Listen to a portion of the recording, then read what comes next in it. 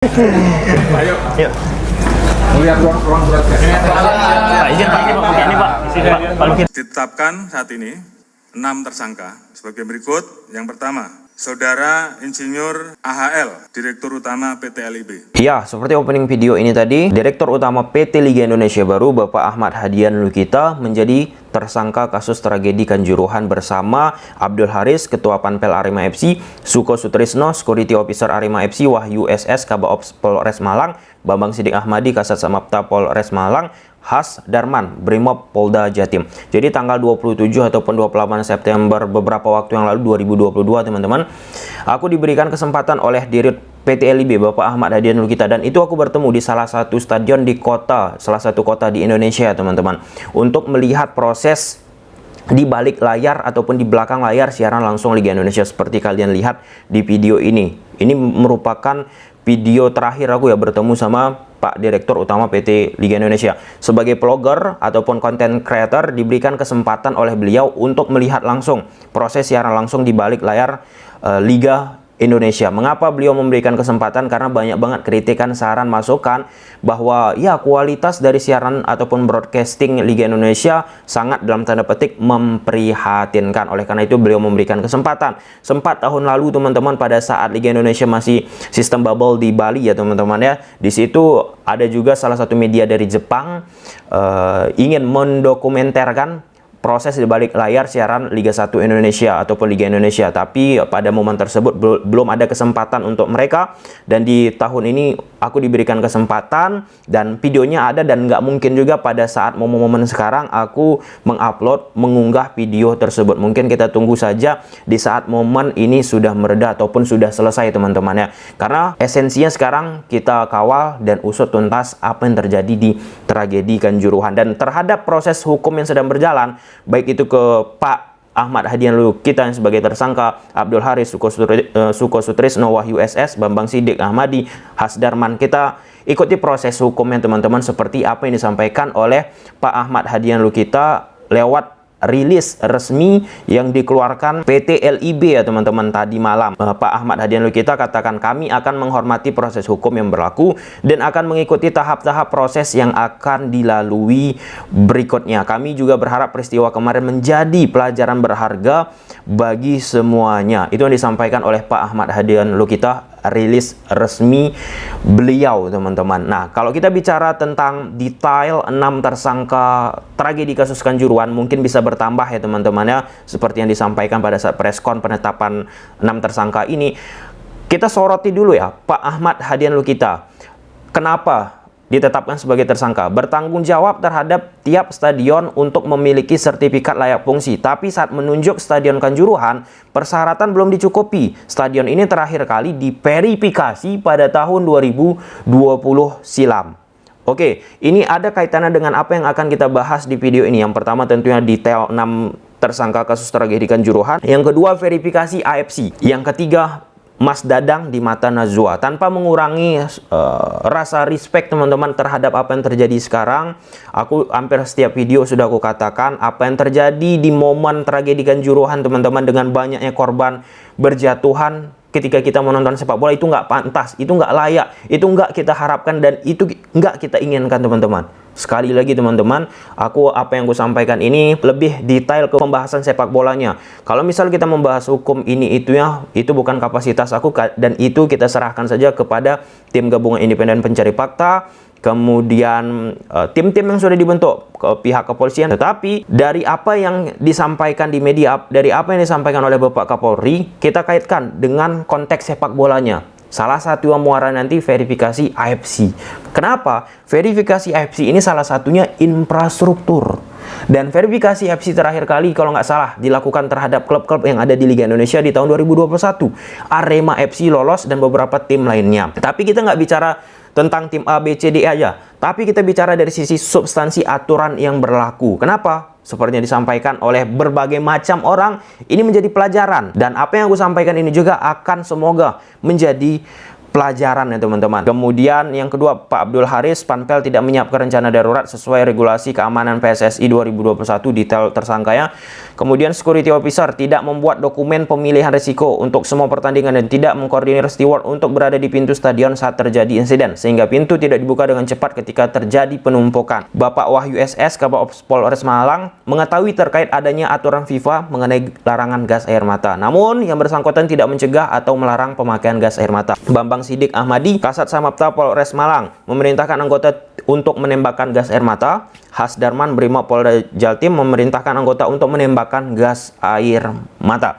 Oke, tadi udah aku sampaikan, ada beberapa tim di Liga Indonesia di tahun 2021 lolos verifikasi ataupun lolos AFC klub lisensi. Yang pertama ada Arema FC, Bali United, Bayangkara FC, Borneo FC, Madura United, Persib Bandung, Persija Jakarta, Persebaya Surabaya seperti di grafis ini teman-teman, dan PSM Makassar. Kemudian aku ulik-ulik data mengenai lisensi ataupun AFC verifikasi secara umum terhadap klub-klub yang ada di Asia teman-teman. Jadi AFC Club lisensi ini teman-teman merupakan suatu proses standarisasi dan verifikasi kualitas manajemen klub sepak bola profesional versi AFC.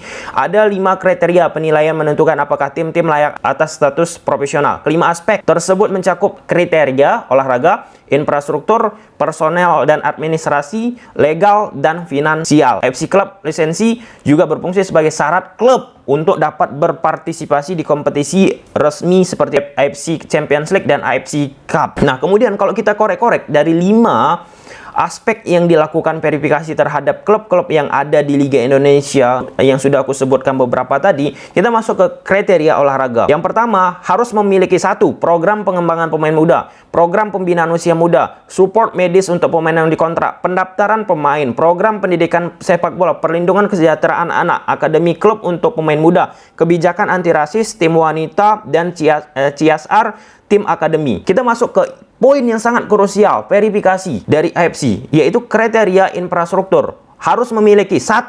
Ini menjadi substansi, ini panjang kalau kita bahas, tapi ini sebagai permulaan, bahan dasar teman-teman. 1. Stadion yang disetujui untuk kompetisi AFC. 2. Sertifikasi keamanan stadion.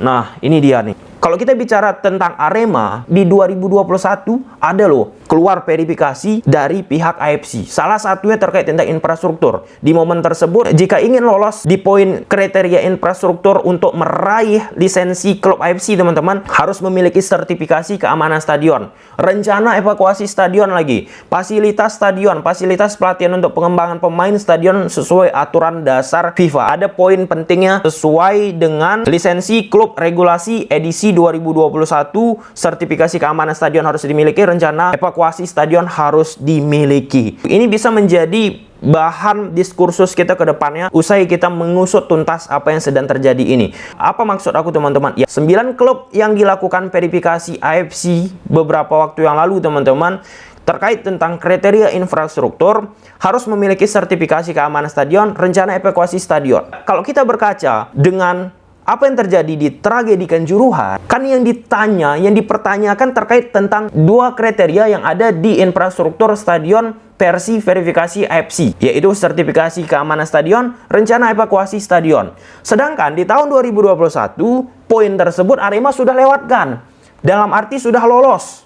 Karena 5 poin dasar ketika ingin memperoleh lisensi AFC yaitu yang sudah aku sebutkan tadi. Yang pertama, kriteria olahraga, kriteria infrastruktur, personel dan administrasi, legal dan finansial. PT LIB terakhir kali melakukan verifikasi di tahun 2020. Pertanyaan aku lagi, PT LIB pada saat AFC melakukan verifikasi, apakah tidak ada pendampingan terhadap klub-klub yang ada di Liga Indonesia? Nah, ini semakin lebar teman-teman. Ini juga semakin bisa membuka ke depannya teman-teman keobjektivitasan terhadap verifikasi klub-klub yang ada di Liga Indonesia ke depannya. Oke, 9 klub yang sudah aku sebutkan tadi di tahun 2021 sudah lolos verifikasi AFC. Apa manfaat dari verifikasi AFC tersebut jikalau tidak dilaksanakan dengan baik? Itu dia problemnya teman-teman. Itu dia problemnya, itu dia masalahnya, itu dia urgensinya. Tentunya akan lebih ketat terkait tentang kriteria infrastruktur yang harus memiliki sertifikat keamanan stadion, rencana evakuasi stadion, dan lain sebagainya. Oke, Itu gimana menurut kalian? Silahkan kalian komentar. Oke, kita masuk ke poin ketiga. Ini banyak banget yang bahas di media sosial terkait tentang salah satu Aremania Dadang yang berbicara di Mata Najwa. Aku nggak bicara dari sisi isinya teman-teman. Mungkin itu bukan kapasitas aku terkait tentang mengkritik jawaban Mas Dadang dan lain sebagainya. Mungkin kalian itu bisa menjawab lebih jauh. Tapi kita ambil dari pelajaran ini bahwa coba teman-teman lihat, misalnya teman-teman fans A, B, C, D, E. Apakah teman-teman fans club sudah memiliki orang-orang yang capable lah ya, yang memiliki public speaking yang bagus untuk mewakili supporter tersebut jika diundang untuk menjadi salah satu pembicara di acara-acara tertentu. Kenapa? Ya, kita jadikan aja pelajaran dari apa yang terjadi terhadap Mas Dadang di Mata Najwa. Di media sosial juga pada akhirnya teman-teman banyak sekali mengapresiasi supporter Persija, supporter Persib, supporter Persebaya yang memiliki orang-orang yang dari sisi public speaking memiliki komunikasi yang baik ketika berbicara di media. Dan pada akhirnya beliau juga memberikan klarifikasi dan itu ya setidaknya berhasil meredam ya teman-teman. Walaupun di media sosial teman-teman Aremania juga pada akhirnya berdiskusi juga. Jadi pelajarannya banyak ini teman-teman, berdiskusi juga. Kalau bisa adalah salah satu orang yang mampu memang dari sisi komunikasi menguasai ketika diundang di acara-acara tertentu agar tidak memberikan spekulasi kemana. Oke, gimana menurut kalian? Silahkan komen.